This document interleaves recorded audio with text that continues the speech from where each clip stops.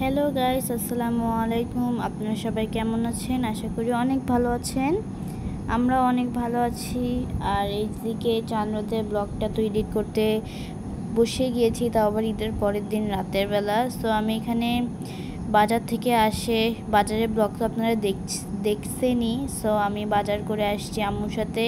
দেন আমি রান্নাবান্না করতেছিলাম, কারণ কালকে যেহেতু ঈদ। সো আমি ফালুদাটা মিক্স দিয়ে ফালুদা বানাবো। তো একটু এক্সট্রা হওয়ার জন্য আমি অ্যাড করছি কোকোলা নুডলস অ্যান্ড সাবুদানা। আর গাইস কি বলবো, ঈদের পরের দিনে এত পরিমাণে ঠান্ডা লাগছে, আমার গলা ভাঙে গেছে গাইস। আর আমি এখানে ডিম দিয়ে পুরি বানাচ্ছিলাম নানির জন্য স্পেশাল, বাট নানি খেতে পারেনি। নানি মেবি 2 পিস বা 3 পিস খাইছে। আমিও খেতে পারি না গাইস, কারণ ফ্রিজে রাখছিলাম। সো অনেক ঠান্ডা ছিল। যারা ঈদের দিন আমাদের বাসায় মেহমান যারা এসেছে তারাই খেয়েছে। সবাই খেয়ে আমার প্রশংসা করে গিয়েছে, কিন্তু সো আমার বোন আসার আগে সব খাবার শেষ হয়ে গিয়েছে। অ্যান্ড তারা আসবে পরশু দিন, মানে 10 তারিখে। সো তারা আসবে, যেহেতু তাদের জন্য আমি স্পেশাল খাবার অবশ্যই রান্না করব। সো কালকেই আমি ফালুদা রান্না করব, কারণ কালকে আমি একটুকু সময় পাবো না রাতেরবেলা রান্না করার, কারণ কালকে আমি যাব আমার ফ্রেন্ডের বোনের মেহেদিতে। সো একটু তাড়াতাড়ি যেতে হবে, যেহেতু আমার বেস্ট ফ্রেন্ড, সে আমাকে তাড়াতাড়ি যেতে বলছে। অ্যান্ড আমার বোন আমাকে খালি পচায় কল দিয়ে গাইস। তার ভিডিওতে তোমরা কমেন্ট করে আসবা যে সে যাতে আমাকে না পচায়।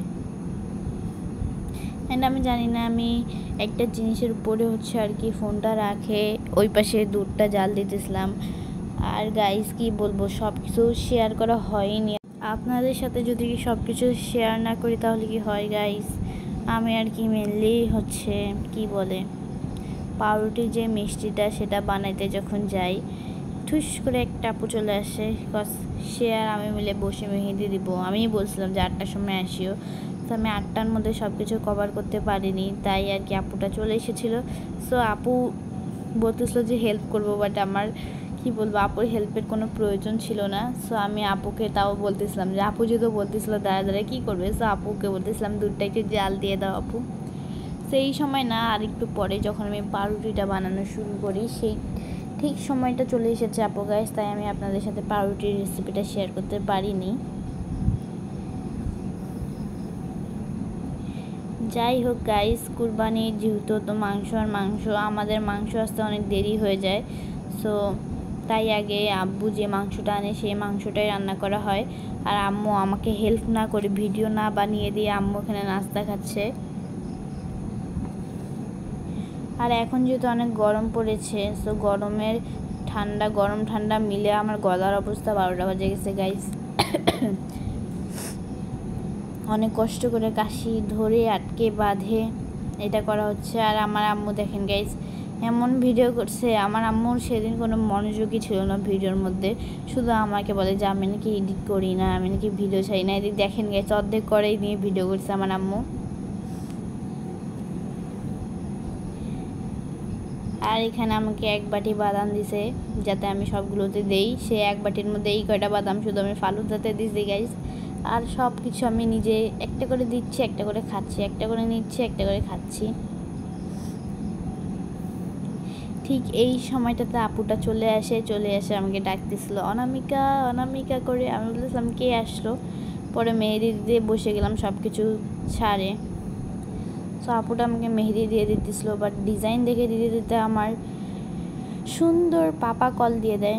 সো আর ডিজাইন দেখে হয় না, তো এমনিতেই তার আইডিয়া দিয়ে দিয়েছিল। সো আমি মেহেদি হাত নিয়ে এখানে আমার যে পাউরুটিটার মিষ্টিটা বানিয়েছিলাম গাইস, পাউরুটির ভিতরে একটা পুর দিয়ে আর কি একটা মিষ্টি বানিয়েছিলাম। এটা আমার পাপার জন্য স্পেশালি আমি বানিয়েছিলাম। সে বলে আমি নাকি তাকে সবসময় আইসক্রিম এলা খাবার খাওয়াই, সো একটু আইসক্রিম বাদে তাকে আমি ঈদে খাওয়ার জন্য এটা বানিয়েছিলাম, মেনলি সালামি নেওয়ার জন্য গাইস, হিহি। সো আমি এটা দিতেছিলাম। এদিকে আমার ফালুদাটাতে আমি কি বলে জেলি নাকি যাই হোক জেলি মিক্স করে ফেলছি। আর আমার আম্মু এই সময় এমনভাবে ভয়েস দিতেছিল গাইস, আমার আম্মুকেও দেখাইছিলাম, বাট আমাদের বাড়িগুলো যেহেতু ড্যামেজ, সো রাতের বেলা তো একবারে অন্ধকার হয়ে যায়, আম্মুকে একবারে কালো কালো দেখাচ্ছিল, তাই আর ওই ভিডিওটা অ্যাড করিনি। আর এদিকে আম্মু সকালবেলা উঠে গরু মাংস রান্না করতেছিল, কারণ আব্বু গরু মাংস নামাজ পড়ে এসে গরু মাংস দিয়ে ভাত খেতে যায়। আর এদিকে দেখেন ক্যামেরা এত ঘোলা হয়ে গেছিলো, তো আমি ক্যামেরা মুছতেছিলাম। এই যে গরু মাংস গাইজ, আমি এখনও আজকে ঈদের দ্বিতীয় দিন আমি একটু আগে গরু মাংস খাইছিলাম। গরু মাংস শেষই হচ্ছে না।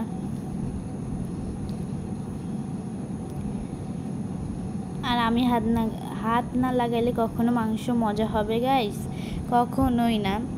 সো আব্বু যেহেতু এত মিষ্টি খায় না, তো আমি বলেছিলাম দাও আম্মু আমি লাগাই দিই হাত, কারণ আমার হাতে খাবার তো আব্বুকে খাওয়াইতে হবেই। সো আমি এখানে একটু আম্মু সাহায্য করে দিচ্ছিলাম, বলতে গেলে না যে ভিডিও সামনে একটু সাহায্য করতেছিলাম, কারণ আমি বসে বসে ফোন দেখতেছিলাম, আপুর সাথে কথা বলতেছিলাম, না হয় কোনো ফ্রেন্ডের সাথে কথা বলতেছিলাম, কখনো বাবার সাথে কথা বলতেছিলাম। সো আম্মু এখানে একা একাই রান্নাবান্না করছে ঈদের দিন, তাই আর ভিডিওটা নেওয়া হয়নি। আর নানি যেহেতু ছিল না, নানি ছিল তার বড় মেয়ের বাসায়, তাই আর কি নানিকে বেশি দেখানো হয়নি। আর নানি আসছে সন্ধ্যাবেলা, যখন নানি একবারে ক্লান্ত হয়ে আসছে, তখন নানিকে আর নেওয়া হয়নি ভিডিওতে। আর সকালবেলা উঠে গেছে, আমি নিচে চলে আসছি। নিচে আসে আম্মুকে বলেছিলাম যে খিদা লাগছে, কী খাবো। তো আম্মু বলতেছে ঈদের দিন সকালবেলা সবাই সেমাই খায়, তো তুমিও সেমাই খাও। আমি যদি সেমাই অনেক পছন্দ করি না গাইজ, কারণ সেমাই আমাকে ভালো লাগে না, তাও একটু খাইলাম। তারপর আম্মুর রান্না শেষ, আম্মু পোলাও বসিয়ে দিয়েছে। তার আগে আমি মুরগি দিয়ে ভাত খেয়েছি গাইজ, কারণ মুরগি ছাড়া আমার চলে না, মুরগি এখনও রান্না করা আছে বাসায়। আর এই যে আমার ঈদ ড্রেস। তো আপনারা সবাই কমেন্ট করে জানাবেন আপনাদের ঈদ কেমন গেল। সবাই ভালো থাকবেন, সুস্থ থাকবেন, অ্যান্ড আমাদের জন্য দোয়া করবেন। আল্লাহ হাফেজ।